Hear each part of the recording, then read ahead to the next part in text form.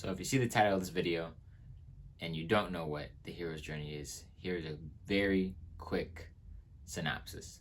The hero's journey is a concept that a writer by the name of Joseph Campbell came up with that essentially goes over a common theme in stories and in writing, and especially film nowadays, especially film. It just comes back around and around. And it's like the same story being told over and over and over again. And I have a paraphrased quote from him from his book, A Hero with a Thousand Faces. He says, "A hero leaves the common day world." This is the hero's journey once again, kind of a description of the hero's journey. "A hero leaves the common day world into a world of magic and mystery. Opposing forces to the hero are met on the journey, and a victory is won by the hero." That's a very important victory is won. It's like a life or death for the planet, for the world kind of situation. Essentially, the hero saves the world. After the hero saves the world, the hero goes back to his home from this adventure with the ability to grant blessings and grant, whatever the case, gifts, powers to his friends back home. So once again, that's a paraphrased, simplified quote of his. So essentially, a person, male, female, doesn't matter, they would leave their normal home. They would leave because of some kind of call to adventure. Anakin Skywalker in episode 1 of Star Wars. This is Rey, whatever her last name is, in episode 7. This is even Luke Skywalker in episode 4. It's the same story. This is Karate Kid. Man, he leaves his home, which I think is Detroit. There's multiple Karate Kids now, but anyway. He leaves his home and he goes to another land in Japan. Yeah, there's definitely 2 Karate Kids. There's the one where he's from like San Francisco or LA, and then there's the one where he's like from Detroit or something. Anyway, it doesn't matter because they're both the same. They both leave their hometown. They go to some country in Asia, whether it's Japan or I think China, with the Jaden Smith one, the one that I like. And he meets a teacher. The teacher teaches him.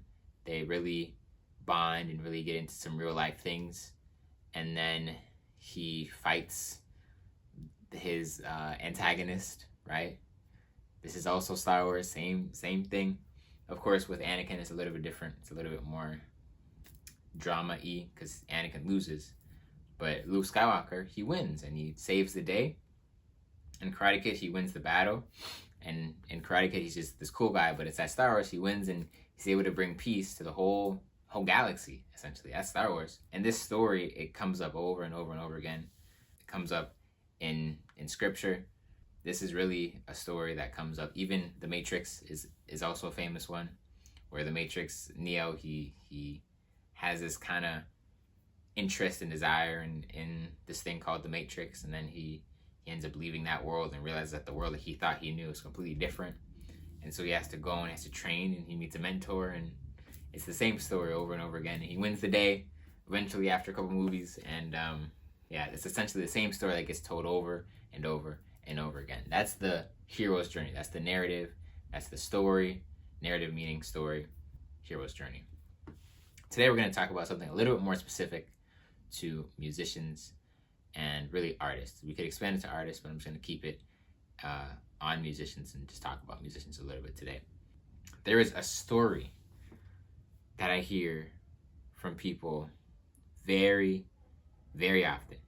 So this story that I hear over and over again from people wherever I'm, almost everywhere that I'm performing, is, "Oh my God, I used to play when I was little. I played the clarinet, or I played the violin, or I played piano, or I played saxophone or trombone. And then at a certain point, it just stopped. And you know what? I really should have kept going." I and my family have heard that many, many, many times. And I think musicians, we hear that, like musicians who are, training, practicing, performing. We hear that a lot because to us musicians and artists, once again, we're living the dreams of a lot of people, that the idea that they had when they were 8, but at 11, or even 10, they stopped playing and they gave up on those dreams. It's a different topic for a different time, maybe the Patreon. That kind of saying, I used to play, but I stopped and I should have kept going, that's part of a larger musician's hero's journey that I'm going to go over. The musician's hero's journey, and please let me know in the comments if this kind of sounds familiar, if this kind of resonates with you. The musician's hero's journey is the student starts off wanting to play. Now this can be flipped or rearranged from the student or the parents, but let's just keep it for the student for this kind of telling of the musician's hero's journey. So the student starts off wanting to play. They're like, oh, they see somebody on TV. They might see Justin Bieber, Michael Jackson. You know, I love me some Michael Jackson, man. That's the GOAT, bro. Michael Jackson, maybe it's a rapper. You know, they want to start rapping. They start they start writing raps, so they start making beats. Or One Direction. They see somebody on TV, on Instagram, on social media, whatever the case may be, and they're like, I want to be like that guy. I want to be like Carlos Santana. I don't know any 10-year-old today that's saying I want to be like Carlos Santana, but I'm sure at one point somebody said. Anyway, they see their hero on TV and they're like, Mom, I want to learn how to dance. I want to learn how to rap. I want to learn how to play the violin, or I want to learn how to play the guitar or the piano. And they get lessons. Their parent signs them up and they start taking weekly lessons, which is normally how it goes. Weekly lessons. And the first lesson is great. They love it. They're so excited for the next one. They can't put the guitar down. They can't stop playing the keys on the keyboard. They're super excited. And then the next week or the week after, the teacher tells them, you need to practice at least X amount of time a day. If the teacher is trying to be nice, the teacher will say 10 to 30 minutes. If they're trying to be nice. If the teacher is like a hardcore, like old-fashioned, like kind of teacher, then they're gonna say like an hour. 45 minutes, an hour minimum. That number, and even for like people of more intermediate and advanced level, an hour is like just standard, you know what I'm saying? An hour is just, let me just do an hour, man. An hour is pretty light, honestly. But the teacher tells them, you have to practice for X amount of time every single day. And at that moment, the students' excitement, drive, all of that goes from here and goes to about here. It's something about doing something because you have to. This isn't just with music. This is really with life itself. There's something about doing something because you have to. In a lot of cases, it's really bad. Yeah. When you're able to do something just because you want to do it, or just out of the love of doing it, it's a lot different from having to do it, where you have to take care of your family or yourself, or you have to do whatever the case may be. You have to wash the dishes, or you have to do your homework. When it's forced, something very interesting happens, and it's usually an unwillingness to do the thing develops, and then that unwillingness is carried onto different things. This isn't from me. This is actually from a life improvement course that I did called Personal Values and Integrity, where it talks on unwillingness. But when I did this course earlier this year, I really saw that this is connected to practice. When a student is forced to practice or made to practice, or they're just simply told by their teacher that you have to practice X amount of time a day, or I don't know if sometimes the teacher adds this, but or you won't get good, then student doesn't want to do it anymore. The student's like, oh, I don't want to do piano anymore. And it gets a whole lot worse if the student is learning something that they don't want to learn, we're gonna talk more about this in a separate video, because this is really the reason why people stop learning their art form. Of course, we're gonna keep it to music, like I keep saying, but this is really the reason why people stop doing what they have their heart in. So the student gets told to practice X amount of time a week. And down the line, whether it's 2 weeks after that, 3 weeks after that, or 3 years after that, then the student stops. They quit their instrument, they give up. They say, you know what? It's just too hard, man. I just can't do it. I just don't want to do it anymore. I don't feel like doing it. I don't want to practice every day. And they stop.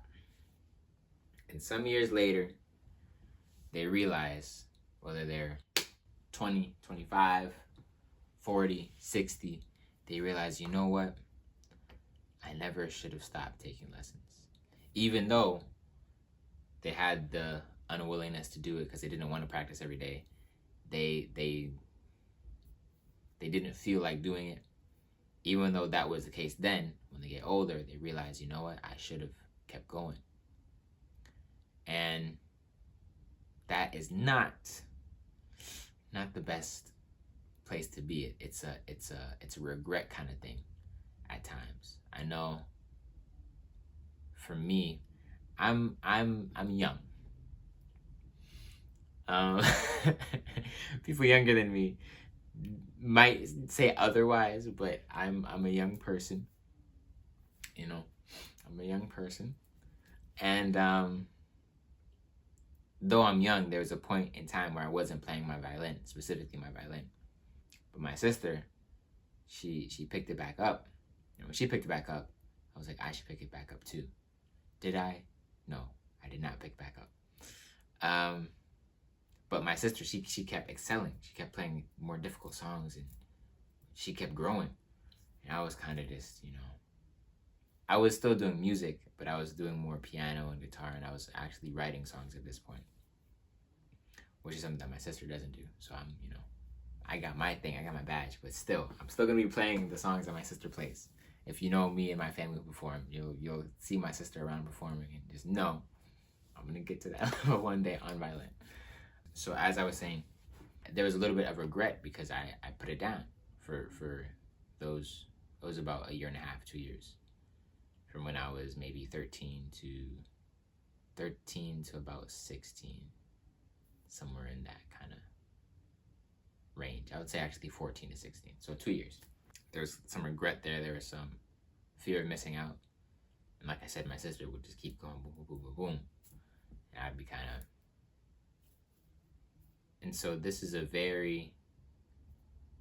that regret and this whole scenario really is a very sad situation, because when they first expressed their desire to do the instrument, there's so much excitement there. There was so much wonder. There was so much joy, and there was so much built up, and you couldn't wait to get your guitar. You couldn't wait to go to your first lesson, or you couldn't wait to play that song that you saw your role model, that you saw on TV or Instagram or social media, that you saw them perform, that you saw them sing, or you saw them, whatever the case. You pick up the pen and you start writing your lyrics, and then you kind of realize, oh, wait a minute, this is actually not that good. It's actually not that good. And then after a little bit, like I did too, you put it down. It's a very, very sad thing. And then you give up the pen. If it's an instrument, you give up the instrument, and your guitar, your piano, your violin is just in the corner of your room somewhere, just collecting dust. I have some dust on this right now. I just gotta clean it a little bit more. It just, your instrument just sits there collecting dust. And I think that is a very sad circumstance, but it's also a very incomplete circumstance. The hero's journey, like I said, he starts in his home, and he goes and he starts the journey and meets the teacher, and then they go, and then he gets to a certain spot where he has to defeat the dragon, and then he comes back up and he returns back to home. But now he has all this that he learned along the way. He has all this experience, this knowledge, this wisdom, this power, this success. And then he comes back home with all of that, and he gives it to his friends and his family. And to be very honest, that's what I went through with music, and that's what I want to give you all as well. I want to give you all that opportunity to finish off, to make it a complete circle, to make it a complete return moment, where when you were whatever age, when you were younger, you started and you never really finished the cycle. A lot of people get stuck here, but the more people that can come from this and get back and get to the goal, whatever goal they had in mind when they were little on music, the more people that can get there, the more happier people will be, the more happier you will be, and the more confidence you will have. Music is something that is it's very native to people. It's not something outside of you. Like see, all the subjects have some relative closeness to the human being. Music and art is especially close because you're trying to communicate something. It's really you. You know, we're just learning the language and the articulation on how to speak a different way. That's really what music is. And so my goal is helping people get to their music goal that they had when they were younger, and to finish this kind of cycle off, to finish this journey off. I think it's worth it for you. It was definitely worth it for me. If you're thinking about finishing the cycle off, if you're thinking about achieving that childhood dream, when you saw Beyonce, or when you saw Bruno Mars, or when you saw Prince even perform, and you want to get to that level, and you want to finish this cycle off, I'm here to help. And I'm here to help, and I'm here to offer the tools and the tips that I've learned and that I've created myself to help you get through this right here. Because this is overcomable. Something can be done about this, and this doesn't need to be here. You don't need to be stuck here. If that sounds interesting, if you would really like to get to where you wanted to go, shoot me a DM or schedule some time with me, and I'll be happy to help. I hope you all enjoyed this video. I hope you all found some value in this video. I hope you all could relate to this video. This video got a little bit personal, especially in the end for me. But nonetheless, I hope it was impactful. And I will see you all in the next one. Peace.